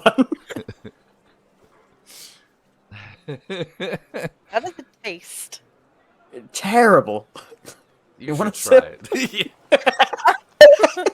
I'm good. I don't drink alcohol and I can smell the rum from here. I He's will. gonna set it down in front of lettuce. Yeah. He goes, all right. Okay. He'll try it. Please have lettuce throw up. Please have lettuce throw up. I'm gonna laugh This boy so is hard. tanky. He's got a good constitution. Yes, he does.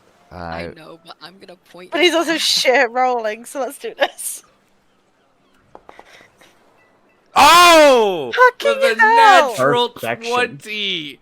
And he's going to take a sip and then take a big gulp, put it down. He goes, ah, that shimmers me timbers. So we'll just start clapping.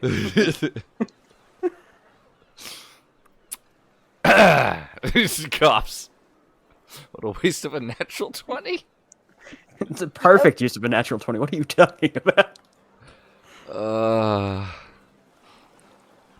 Also, This is a shit show. I will say a couple of minutes later, Varys, this is the point where you would be walking in.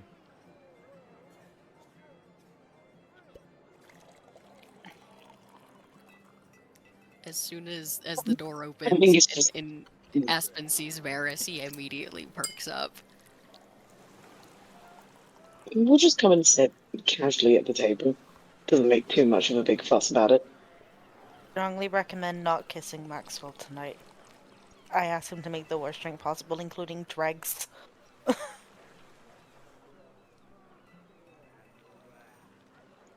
So unless you want to, be sick, don't kiss him.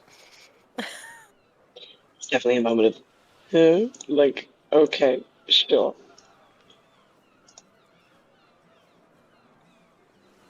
But we'll turn to the party and say, I guess I found what we are potentially looking for.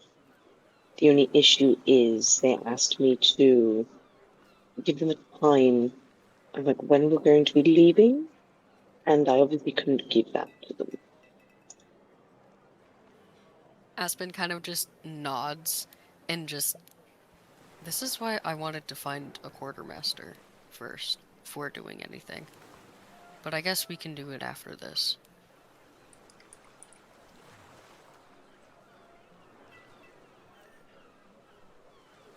and I'll need 7 gold. Oh, I got you. She'll go into her coin purse and take out 8 gold for her. Just a hand on the weapon, just in case somebody is giving Arabella a look of like, oh, see what's in there. Just like the hand is on the weapon. Mm. You bring more attention to it by holding your weapon. You do realize that, right? Possibly.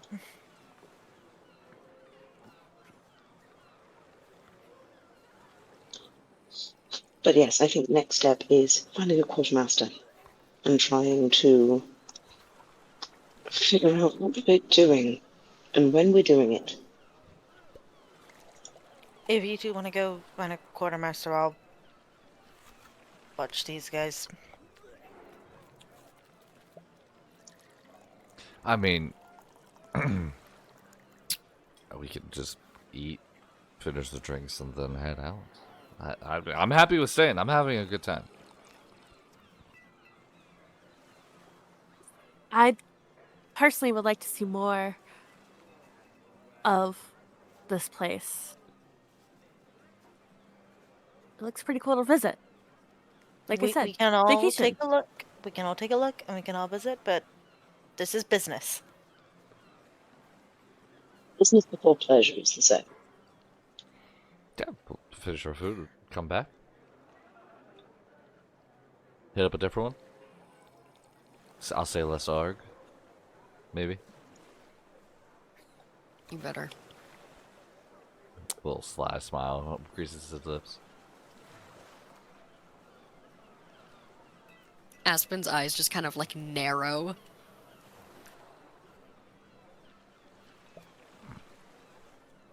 We have a very limited amount of time, and I'm glad that everybody is enjoying themselves. We do realize that the life of our friend is on the line, and the longer we take, the longer we get to her. So, please keep that in mind.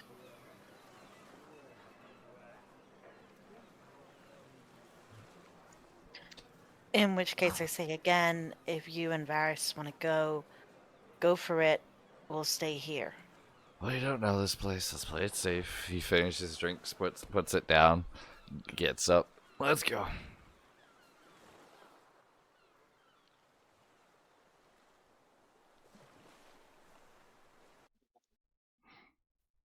Yeah, she'll follow. I mean, if there's any leftovers, we can just bring it with us. Yeah. There's only a little bit. You guys kind of smashed it down pretty good. Couple of pieces of fruit, some lamb left. If there's pieces of fruit, Aspen's taking every single one. Yeah, easy to do. Some local fruit.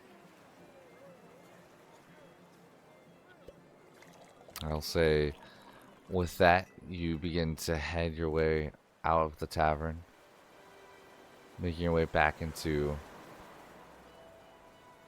the evening night of being in the city. Whoever's looking for a quartermaster, or harbor master, I should say, please go ahead and make a survival or perception check. I got this.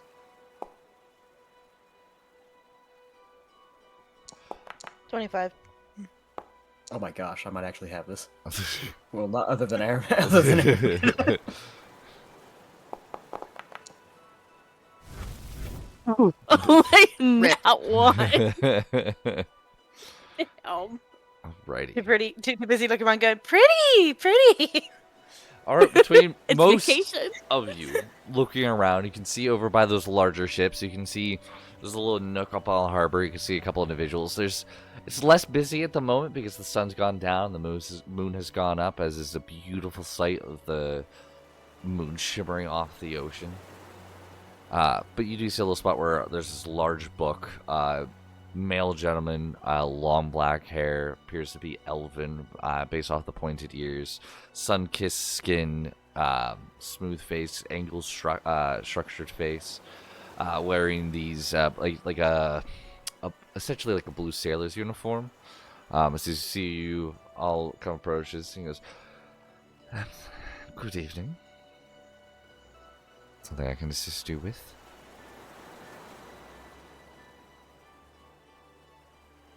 I would say, since Varys is having technical difficulties, Aspen would step forward. We're looking to see if there is a boat willing to take us passage to Olnevia. Well, I'm sure we could find one in particular. What's a ship you're looking for, or are you just looking for any ship to get you there?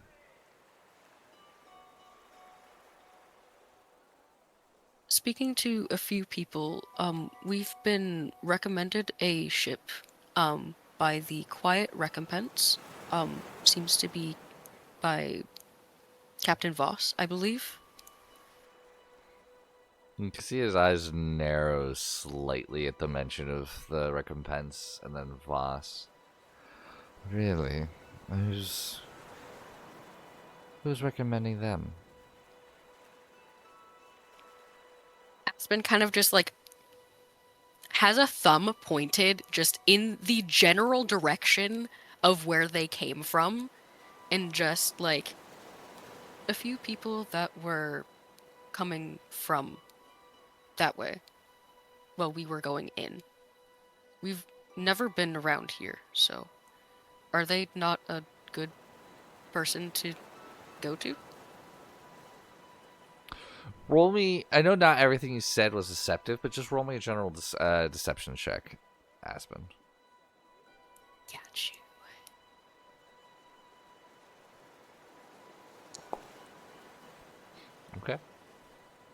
26. 26. He kind of looks at you, looks kind of past you over at the general direction you kind of came from. He goes, "Not exactly, but they aren't. Let's say they stay towards the rougher parts of seas to get less questions asked. I wouldn't exactly recommend them for folk just looking to gain entrance into Olnevia. There's plenty more of level ships that you could aboard on. But if you are wanting to work with them, they haven't checked in yet. They are further, you kind of point to the further down the harbor there, one of the last ships, over in the deeper waters." I see. Thank you very much. I think we'll talk about it before we go over to them, if it's all the same to you. That means no difference to me. Aspen will kind of give him like a hand over the heart, give him a small bow, and walk to the rest of the group and just kind of relay the information and just be like, act like we're actually considering this. Make it look natural. Like very quietly.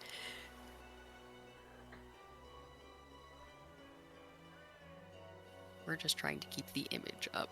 To be like, yes, we're considering this and seeing if it's a good idea to go with somebody else or go with the what we've been recommended.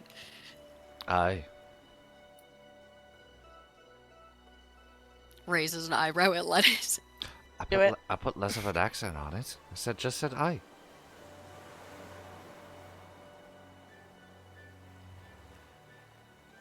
Please tell me that you're not going to embarrass all of us when we get on that boat. What did I do? He looks to Maxwell. You're not a Maxwell's just gonna pirate. shrug. I just said aye. Just because he's not a pirate. Just, he could have an accent. There's a bunch of different people with different accents. I didn't all even over the do an places. accent. I just said aye. I thought that was like a term.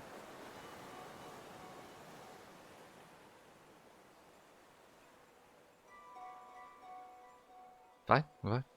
Are we ready?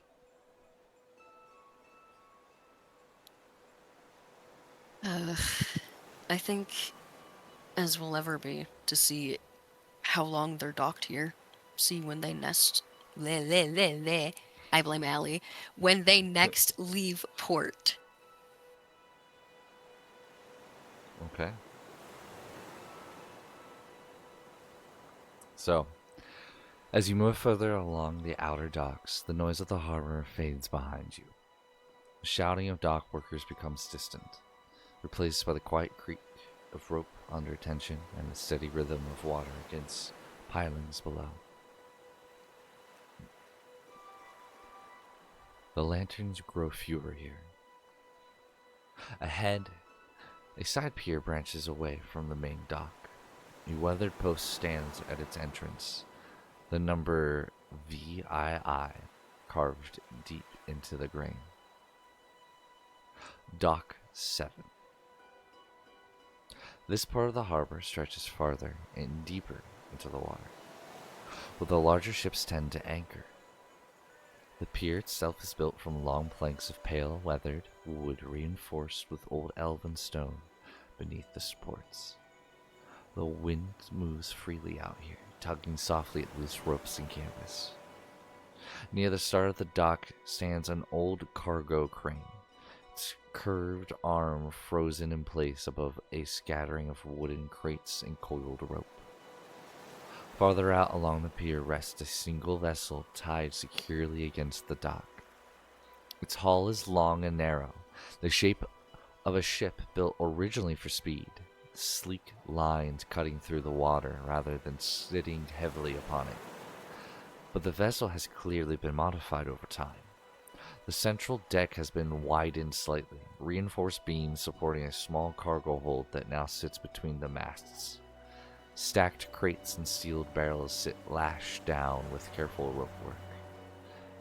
It's not a heavy merchant hauler, but it carries more than passengers now.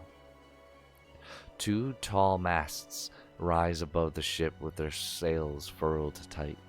The rigging is neat and orderly, though the deck shows the quiet activity of crew preparing for a journey that hasn't begun yet.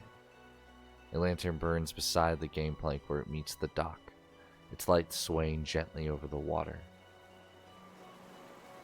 Painted along the stern in faded silver lettering is the ship's name, Quiet Recompense. The vessel rocks softly with the tide, ropes pulling and easing with the rhythm of the harbor. Few crew members move about the deck above, securing cargo and checking lines with the calm peace of sailors who know they still have some time. As you step closer to the gangplank, the quiet movement aboard the ship slows. One of the crew members glances towards you, and then up the stern. A moment later, a figure steps from the upper deck. The man moves with the steady balance of someone long accustomed to the shifting of a ship beneath his feet. He rests one hand briefly against the railing as he looks down toward the dock. Even from below, you can see the years the sea has written across him. His skin is weathered and darkened by sun and wind, and strands of silver run through shoulder-length dark hair pulled loosely behind his head. Narrow gray eyes study each of you in turn with careful patience. He wears a heavy naval coat trimmed with worn leather, the sort of coat that has been seen years of storm and salt water. For several quiet seconds, he simply watches, measuring. Then he speaks. Dock 7, not much for sightseeing. He pauses, glancing down the pier behind you before returning his attention to you. The man studying your reaction, waiting for possibly an answer. I would say as we get closer to the quiet recompense, Aspen's whole demeanor kind of shifts a little bit, where his shoulders kind of go back and he has a more erect posture, and he keeps his hands uncoiled by his sides, a little bit loose, but it's with the air of familiarity and business, I guess, is the best way to put it. And as the gentleman leans over, Aspen gives him a nod, and with a easy, practiced smile, Aspen will answer, well, we're not exactly looking for sightseeing, more of gaining passage. And kind of tip his head down a little bit.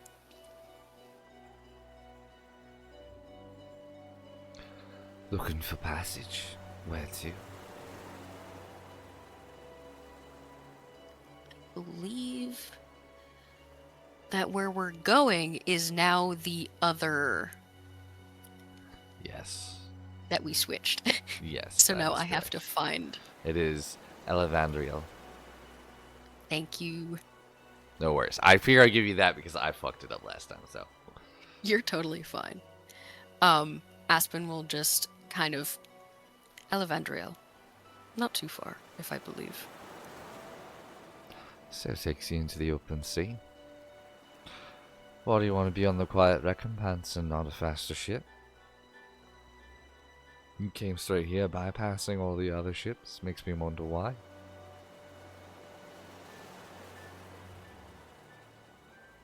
Recommendation from a friend. Does friend have a name?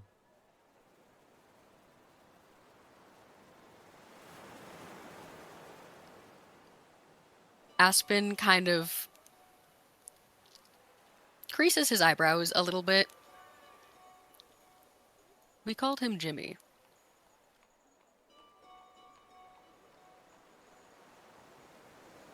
It's fine.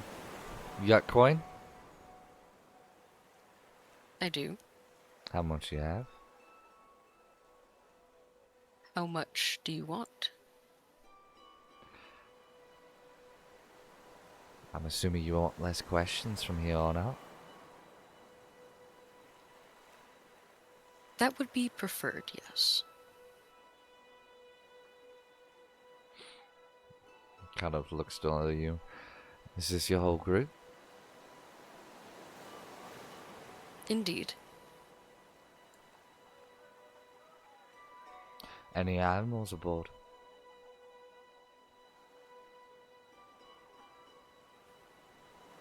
Just kind of looks to everybody. I don't believe so, no. Any of you been on a boat before? Kind of like looks to Fiora for her answer. That's the one that I don't know. For a pet? If you've been on a boat before. Oh, she shrugs and shakes her head like, I don't know. I don't think so. Aspen will kind of just nod. Everybody but one. Everybody but one's been on a boat before. Just give him a nod. Fair enough. Are you wanting to be? Do you? Are you wanting to work or just get a passage? I would say Aspen definitely looks back to the group for consideration.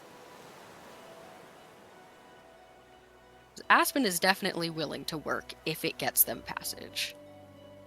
But I don't know how anybody else feels. We're not scared of hard work. Alright, well, if everybody puts in work and does a true labor, be 15 per person. I have to do math. Give me 1 second. You have 7 people, right? Mm-hmm. 105. If there's Okay. 7 of us. No more questions be asked on why you're going or who you are. Just ask for general experience. 15 would be per head. 105. Aspen definitely thinks about it because he's like, do I want to haggle? Do I want to have this go really badly if I accidentally piss him off? Yes. Out of character, yes. I'm running low. I have money. It's fine. I have money. Yeah. How nice it must be to be one of the rich ones. Hey, listen, it's not my fault that I hoard all of my money and you don't. I'm sorry that I have to buy insurance for everybody. Hey, I Buy bought your my own own. insurance. But Aspen will just turn and, like, give a nod and just... 105 sounds reasonable. Do you want it half up front and half later? Up front now? What do you prefer? We're gonna ship off in 2 days. So you give me half now and half whenever we actually sail. No guarantees we'll make it, you know. Aspen will nod. And he will count out. It's technically 52.5, so he's just gonna round it up to 53. Okay. And he's definitely going to wait at the end of the plank and give him a look as to say, like, do you want me to come to you, or would you like to come here? Because he wants to wait for permission to step onto the boat. He looks at you, he almost gives you kind of a nod of it was like that was a test to see if you were just going to walk on the boat or not. He goes, "Aye, welcome aboard." As soon as he says "aye," Lettuce just snaps his head and just stares straight at you, Airman. Just like, I grab his wrist and I just squeeze it. Just say, shut up. just fucking just deadpan stare it straight at you. I'm squeezing his wrist so tightly. Like it's painfully tight. That's fine. He's not he is fucking. He will have his revenge, and this is it. But no, he gives you a nod, welcomes you on board, Aspen, if you wish to go up. Yeah, he will very respectfully go up and, like, give him a nod of respect once he reaches that point where they're standing in front of each other. And he will count out the coins, like, and give it to him at the same time. So he knows that he's not being played. Very good. 2 nights on the 3rd morning, bright and early, we'll be setting off. I expect you here, and if not, it won't be on our heads. Aspen will give a nod and a thank you very much, Captain. We'll see you then. Aye, enjoy your evening. You as well. He'll give a small, like, short bow and walk back off. And I have to do math.